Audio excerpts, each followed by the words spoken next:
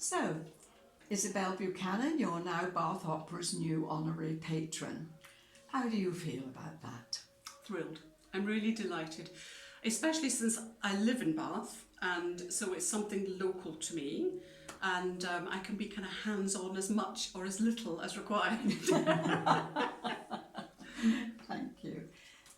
You've had a glittering international career as a soprano, singing all over the world with famous names and under famous conductors. Can you tell us who you particularly enjoyed working with, both singers and conductors, and why? Well, I've sung with some, as you say, some wonderful people. I would say that, to try and reverse the question, is that the reason I enjoyed singing with certain people was because of their sheer musicianship and dedication to their work and their observance of, the music and what's involved. So if I now name drop, I'll say that Placido Domingo, was a wonderful colleague, very helpful. I was a very young singer at the time, and he actually, was interested in my singing as opposed to just what we were doing on stage, which was fantastic. And he's a wonderful musician, as we know. He conducts and plays wonderfully the piano. So he was really helpful. Pavarotti was just gorgeous and charming and big and lovely, and the most glorious voice that is a singing lesson in itself. When you're working with somebody like that, that's just tremendous. I was also very fortunate to sing with, notice they're all men so far, Carlo Bergonzi. Again, an older style of singing, which you really don't hear very much nowadays.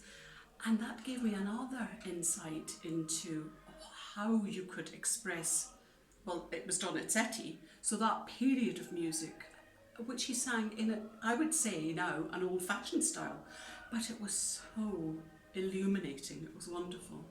Conductors, well, every conductor does that in front of Carlos Kleiber, and I got to work with him. Oh. He was just, I don't know how you describe him, inspiring, hugely self-effacing and critical of himself, but wonderfully energetic and communicative. Bernard Haitink, fabulous singers, conductor, breathes with you, hardly looks at the score, he's there the whole time. I've sung with Schulte, who's a little bit terrifying because he's rather intense, or was rather intense. Now, lady singers, Joan Sutherland, just the most ordinary, lovely human being, who, there wasn't a bad bone in her body, I would say, who could sit and do her tatting in rehearsals, and then she'd say, look over her specs and say, is it me, dear? And then stand up and sing, it's a top D's and so on. You think, wow, how does she do that? Well, again, it was a singing lesson watching her. So I've been really fortunate. I've only named a few people there, but you can tell that they were top rank, and they were just remarkable. Yeah. What's your favourite role? My favourite role, I have to say, is, can I say two? My favourite roles, the first one I'd say is the governess in The Turn of the Screw, which became a calling card for me. It's just a fabulous role to act and sing, great, fabulous opera.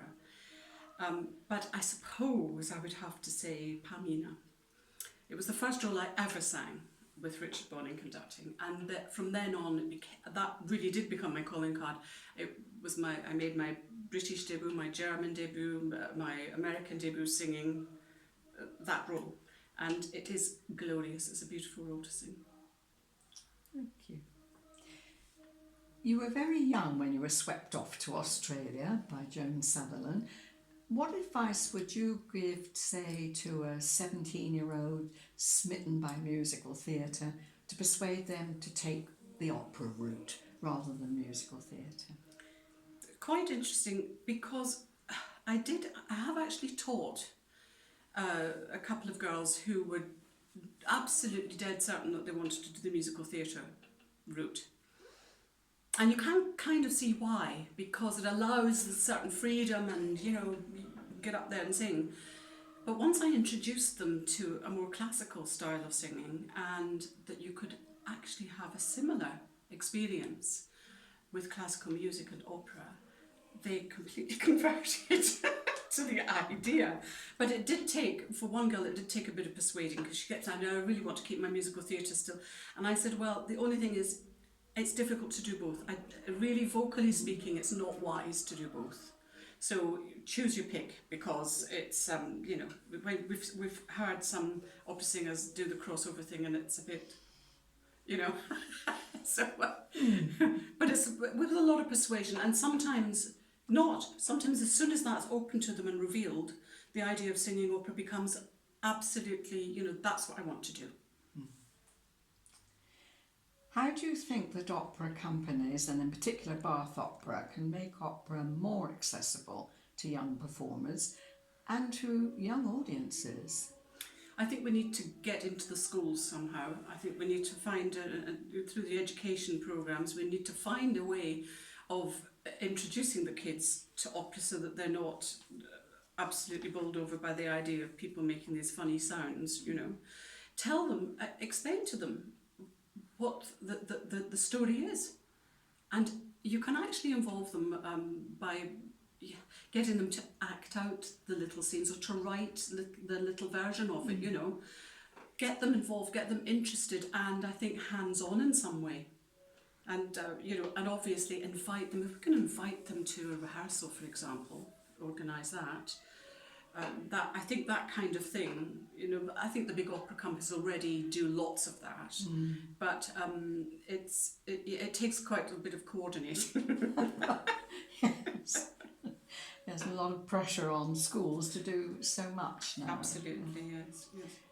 Coming back to Bath Opera, have you discussed with the company how you could help them? I have, and I think I'm trying to think of the best ways that I can help. So I would, for example, I'd like to offer a workshop or a masterclass or both, whatever, you know, so that the singers, we can have a day of just playing with voice, playing with ideas about singing.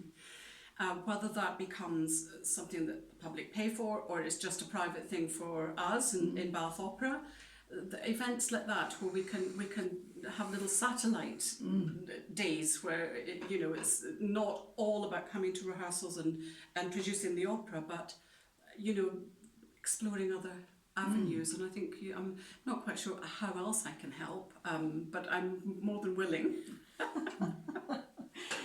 Well, Isobel Buchanan, thank you very much for talking to us, and if the public are as much excited by opera as you make opera sound, then I think our audiences can only get bigger. Thank you very much. Oh, thank you so much, Jane.